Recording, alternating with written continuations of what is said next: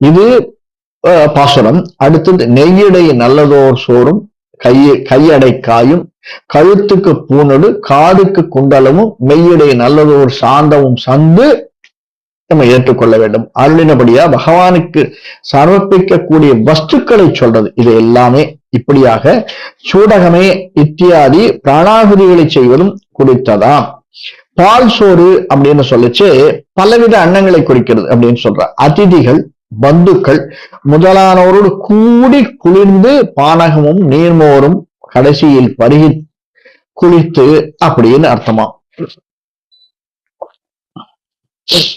இஜ்யா காலத்திலே மூன்றாம் காலத்திலே செய்ய வேண்டியது முழுதும் மொழிதாயிடுத்து.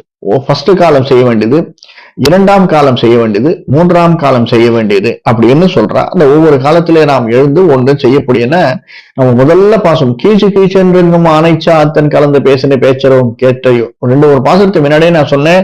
எப்படி கம்பராமாயணத்துல கம்பன் ஒவ்வொரு பாசுரத்துக்கும் ஒரு கோடு வந்துட்டே இருக்கும். அந்த மாதிரி 10,500 பாசுரங்கள் கிட்டத்தட்ட.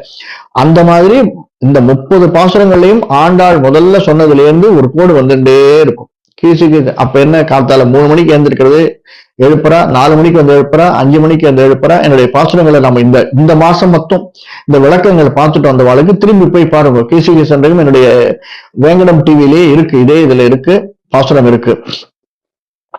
அதற்கு அடுத்தது எப்படி அதை ஆணைச்சாத்தன் கலந்து பேசின பேச்சரும் கூவலை பேசின பேச்சரும்.